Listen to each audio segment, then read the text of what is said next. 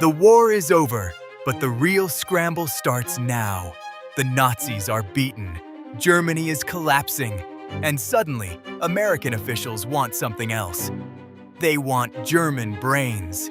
Not just any scientists, rocket men, chemists, engineers, men who helped build Hitler's war machine. The kind of people most Americans would expect to see in a courtroom. Instead, they're being quietly packed up and moved. Their files get cleaned up. Their pasts get trimmed. Their names get passed around like trade secrets. And the public? The public hears almost nothing. That silence is the first clue, because this was never just about science. It was about power. The United States and the Soviet Union are already staring each other down. The war ends, but the next fight is starting fast. Both sides know the same thing. Whoever gets the best minds first gets the edge. So Washington makes a choice that would look insane out in the open. It starts bringing former Nazi-linked scientists into America. Not a few, hundreds. Some worked on rockets, some worked on advanced weapons, some had serious ties to the Nazi system. Men with ugly pasts are suddenly being treated like national assets. And that's where Operation Paperclip begins. The name sounds harmless. It isn't. It comes from the paper clips attached to files, marking which men were worth keeping despite what they had done. That detail matters because it shows the whole game. This was never fully hidden. It was managed. By 1945, the US knows exactly what these men can do. German rocketry had gone farther than most of the world expected. German labs had pushed medicine, chemicals, and military tech in brutal ways. American officials do not want those secrets sitting in Soviet hands. So they move fast. Documents are reviewed, backgrounds are softened, some records are removed, some crimes are ignored, some men are reclassified as useful. The process is cold, careful, and deeply political. And here's the part people still argue about. The US is fighting fascism on one hand, while protecting former Nazi-linked experts on the other. Publicly, America is talking about justice. Privately, it is making deals. Deals that say one thing loud and another thing quietly. If you were a survivor of the war, or a family ripped apart by the Nazi state, this would feel like betrayal. If you were a government official staring at the Soviet Union, it would feel like strategy. That tension is why Operation Paperclip stayed buried so long, because once the names come out, the questions get worse. Who approved it? Who knew the full truth? Who decided which men were safe to bring over? And how much was erased before the files ever reached the public? Some of these scientists would go on to shape American research for years. Their work reaches deep into aerospace, medicine, and military technology, but the original bargain never disappears. The government did not bring over just knowledge, it brought over baggage, and it hoped nobody would look too hard. So when people say the post-war era was simple, it isn't. The uniforms changed, the headlines changed. But behind the scenes, the same question was still alive. How far would the United States go to beat the Soviets? And if winning meant importing men with Nazi pasts, what else got buried along the way? 1945 World War II was over. Nazi Germany had fallen. The world believed justice was coming. Many expected the scientists who helped build Hitler's war machine to face investigation and punishment. But behind closed doors, something very different was happening. The United States government launched a secret operation, an operation hidden from the public. By 1945, the war is over, but the next fight starts fast. This time, it is not for land, it is for minds. You need to picture Europe like a broken machine. Factories are hit, labs are wrecked, files are scattered, and inside that mess, The United States and the Soviet Union see the same thing: a chance to steal the future. German science is the prize, not because the scientists are famous, because they are useful. Rocket work, jet engines, radio systems, chemicals, guidance systems. American teams move first, fast, quiet. They are not just looking for buildings, they are looking for names, addresses, notes, drafts, test data, anything that survived the bombing. One of the biggest targets is Werner von Braun and the V2 program. The Germans built rockets that could strike London from far away. The technology is brutal, the math is real, and the Americans want both. So they start collecting boxes of papers, hardware parts, blueprints, reports written in German. If it can be translated, copied or shipped, they want it. This operation gets a name later: Paperclip. But at the start, it is just pressure. Because the Soviets are hunting too. Their teams are moving through the same ruins, pulling apart the same labs, asking the same questions. Who worked here? Where did they go? What did they build? And who is willing to talk? A lot of these German scientists have bad records. Very bad records. Some worked directly for the Nazi war machine. Some knew exactly who they were helping. Some were tied to forced labor and human suffering. That is the problem. The Americans want the brains, but they do not want the headlines. If the public sees former Nazi scientists getting US protection, it could blow up badly. So everything stays hidden. The race gets bigger every month. It is no longer just about rockets. It is about who controls the next era of weapons, aircraft, and space.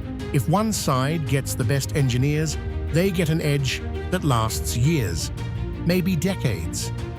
That is why the intelligence units move. Like this matters more than any battle scene. They are not just chasing men, they are chasing ideas, and the men themselves know it. Many are scared. Some are willing. Some just want safety, food, and a new passport. Others want to keep working, no matter who signs the paycheck. A few think they can wash the past clean by building something new. That never really works.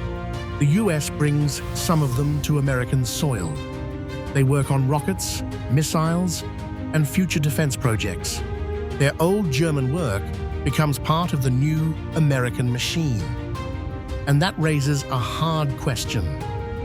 How much of the post-war future is built on stolen science?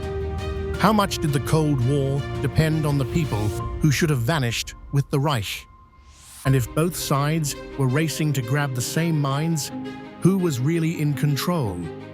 And keep the operation as quiet as possible, because many of these men had uncomfortable pasts, and public opinion could become a serious problem. A new conflict was already beginning. The Cold War. The United States and the Soviet Union were entering a race for power. Military power, technological power, scientific power. Both nations understood that German scientists possessed knowledge that could change the future. Rocket technology, aviation research, advanced engineering, weapons development. American intelligence teams moved quickly. Their mission was simple: find the scientists before the Soviets did, capture their knowledge, bring them to America. Over time, the files started moving again. Quietly, fast. Hundreds of German specialists ended up in America, not as guests, not really as prisoners either, more like assets. Werner von Braun was one of the biggest names. He was an engineer, a brilliant one, the kind of mind governments do not let slip away. But that future came with a hard truth behind it. These men were not arriving clean. Their pasts were under review. Military ties, party ties, research ties, Some had worked inside the Nazi system. That part never went away. It just got filed, buried, or reworded. And that is where things get ugly. The United States needed answers fast. The Cold War was starting to bite. The Soviets were already taking German scientists too. So American officials made a brutal call. Get the talent, worry about the rest later. That meant military supervision, secure transport, closed-door interviews, secret folders, paper trails that went missing at the perfect time. In some cases, records were changed, or softened, or simply ignored. People like to imagine these decisions as tidy. They were not. They were messy, tense, and full of compromise. One side wanted justice. The other wanted rockets, weapons, and technical edge. And the second side kept winning. The government did not always say it out loud, but everyone in the room knew it. These scientists were useful, very useful. They knew aerodynamics, missile design, rocket fuel, guidance systems, things the US wanted badly. So the doors opened. Some were sent into military projects, some into research labs, some into programs that would eventually feed NASA. They were given new roles, new teams, and in many cases, new chances. But not everyone was okay with that. Investigators dug through personnel files and found enough to make people sick. Old memberships, wartime work, hidden connections, details that made the whole operation look less like smart strategy and more like a cover-up. And the worst part? Some of it was not even hidden very well. The information was there. It just did not matter enough. Because the priority had changed. Punishment was no longer the main goal. Truth was no longer the main goal. Winning was. That was the real deal. The United States was racing the Soviet Union, and every advantage counted. If a scientist could help build a missile, launch a satellite, or push a rocket higher, then his past became something officials were willing to look past. Not forgive, just ignore. And that choice changed history. It helped build America's early missile programs. It helped shape the space race. It put former Nazi scientists into the center of US defense and research. The same men who once worked for one regime were now helping another superpower. That is the part people still argue about today. Was it necessary? Was it wrong? Was it both? Operation Paperclip was never a clean story. It was a deal made in fear. A deal made under pressure. A deal that traded moral clarity for Cold War advantage. One question still haunts this story. Can genius erase guilt? That was the real fight. Not the paperwork, not the headlines, the question. Operation Paperclip forced America to choose, keep the scientists, or reject them. There was no clean answer. Just pressure, just fear, just bad options. The Cold War was starting fast. The Soviets were grabbing German experts too. American officials saw the danger right away. If the US turned them away, the USSR might get the same minds instead. So the logic was simple. Cold math, national security first, win the next war before it starts. That was the thinking in Washington. But critics saw something darker. These were not blank slates. Some had worked for the Nazi war machine. Some had helped build weapons. Some had used forced labor. That part did not vanish because the uniforms changed. And that is where the fight got ugly. Because America had spent years telling the world what it stood for. Freedom, justice, human rights, defeat fascism. Then, almost overnight, officials were willing to overlook some very serious histories. That made people furious. How could you fight evil, then hire it? How could you preach democracy, then make deals with men tied to Hitler's system? For many critics, the answer was obvious. You could not. Others pushed back hard. They said the world was not a classroom. It was not neat, it was dangerous, and leaders had to make ugly calls to protect millions of lives. that argument never really went away. Even now, people still split over it. Some say Paperclip helped America race ahead in rocketry, medicine, and aerospace. They point to the moon landing, they point to missile research, they point to the speed of the Cold War arms race. Others say that success came with a stain. They say the US should not have rewarded men with that kind of past. They say the government buried records, softened histories, and protected reputations because the results were useful. And that is the part that keeps this alive, not just what happened, but what it revealed. It showed how fast moral lines can move when people feel threatened. It showed how fear can bend policy. It showed that governments often say one thing when the cameras are on, then do another when they think no one is watching. That is why Operation Paperclip is still debated, not because the facts are unclear. The facts are there. It is debated because the meaning is messy. Did America make a smart move? Or did it trade its principles for an edge in a new kind of war? Maybe both. That is what makes it hard to judge. Real history rarely gives you heroes and villains in separate boxes. Sometimes the same choice can build something important and damage something important at the same time. So when people talk about Paperclip now, they are not just talking about old files and old names. They are talking about a problem that never really left politics. What do you do when the right answer is risky and the useful answer is wrong? That question still matters because fear is powerful. It can make people excuse things they would normally never accept. And once that door opens, it is hard to close it again. That is the lesson here. Not that history is simple, it is not. It is that fear can make smart people make shameful choices. And once a nation decides the ends matter more than the means, the damage can last for decades. One question still haunts this story. Can genius erase guilt? That was the real fight. Not the paperwork, not the headlines, the question. Operation Paperclip forced America to choose. Keep the scientists or reject them. There was no clean answer, just pressure. By the time the dust settled, the impact was obvious. German scientists were now deep inside American research, not on the sidelines, right in the middle of it. Rocket programs moved faster, missiles got better, new ideas spread fast, and the Cold War changed everything. The United States was racing the Soviet Union, not just for weapons, for the future, for space, for bragging rights, for fear, for power. That pressure pushed science harder than ever before. A lot of the people leading early space work had a strange past. They came through Operation Paperclip. Some had worked for Nazi Germany. Some had built weapons during the war. Now, they were helping America aim higher, way higher.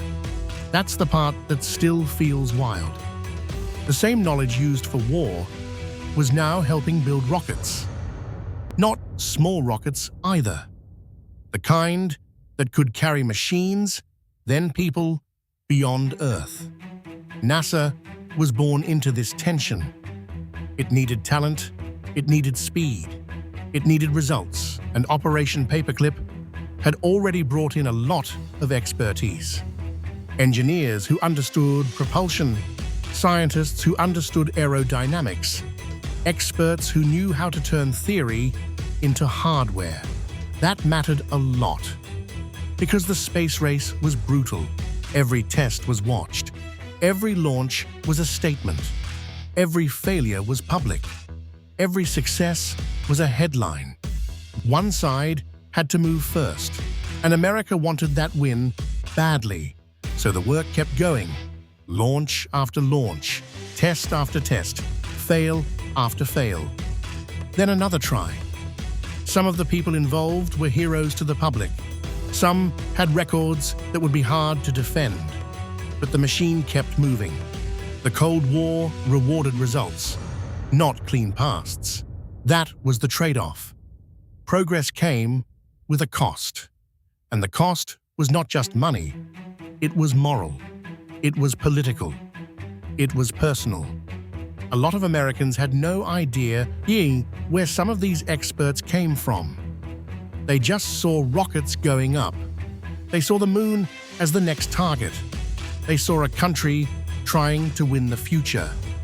But behind those big moments was a messy story, one built on bargains, on silence, on urgency, on fear that the Soviets would get there first. And that fear was powerful. It made a lot of people look away, because the mission felt bigger than the past. Then came the stunning part. The old wartime science helped launch the space age. Not in a small way, in a huge way. The same brainpower that once fueled destruction now pushed space exploration forward. That is why Operation Paperclip still hit so hard. It was not just about bringing people over. It was about bringing over knowledge. Knowledge that changed America's future. Knowledge that helped build missiles, satellites, and space programs. Knowledge that eventually helped put humans in orbit. And that's where the story gets uncomfortable, because you can't fully separate the achievement from the source. You can't cheer the launch and ignore the past forever. The questions stayed alive. Were these men useful experts? Yes. Were some of them tied to terrible crimes? Also, yes. Did America benefit? Absolutely. Did that make it right? That part is still debated, and maybe that's why this history refuses to go quiet. It's not a simple win. It's not a simple warning either. It's both. A story about speed, ambition, and fear. A story about the race to space. And a story about how the past can end up powering the future, even when nobody wants to say it out loud. As the years passed, the impact of Operation Paperclip became impossible to ignore. German scientists played important roles in American research programs. Rocket development advanced rapidly. Missile technology evolved. Eventually, the United States entered the space race. Today, Operation Paperclip is not a secret anymore. The files exist. The names are known. The paper trail is real. And still, the argument never really ends, because this was never just about science. It was about choices. Hard ones, messy ones, the kind made when the world is still shaking after war. You have to remember the timing. Germany has collapsed. Nazi crimes are no longer rumor, they are fact. The camps are exposed. The scale of the horror is starting to sink in. And at the same time, the United States and the Soviet Union are already staring each other down. That is the part people forget. The war is over, but fear is not. American officials see something they want badly. German scientists, rocket engineers, weapons experts, people who built advanced technology for the Third Reich. And suddenly, the question becomes simple and ugly. Do you leave them there, or do you bring them home? The answer, in many cases, was to bring them home. Some were brought in quietly. Some had records cleaned up. Some were denied the full truth of what they had done. Some had Nazi ties that were obvious. Some had deeper connections than the public ever learned at the time. And yes, it was hidden. Not hidden forever, but hidden long enough. Long enough for those scientists to work on American projects. Long enough to help shape rocketry, aviation, medicine, and defense. Long enough to become part of the machine that would push the United States into the space race. That is why this story hits so hard, because you cannot separate the achievement from the cost. The same hands that helped build the future had also served a regime built on terror. So what do you call that? Some call it a strategic necessity. They say the Cold War was already starting, and the US could not afford to let Soviet forces grab every expert first. They say the world was dangerous, and the government made the move it thought would keep America ahead. Others say that argument does not go far enough. They say morality matters even after victory. They say some lines should not be crossed, no matter how useful the people on the other side might be. They say the government made a deal with guilt and called it progress. And honestly, that is why the story still works. There is no clean ending here. You can point to the moon landing. You can point to missiles, satellites, and American scientific growth. You can point to real achievements that changed history. But you can also point to the silence, the secrecy, and the fact that many Americans had no idea who was being welcomed in. For years, the public did not know the full picture. That matters, because secrecy changes everything. It changes what people accept. It changes what gets forgiven. It changes how history is remembered later, when the documents finally open and everyone gets to judge the past with the full file in front of them.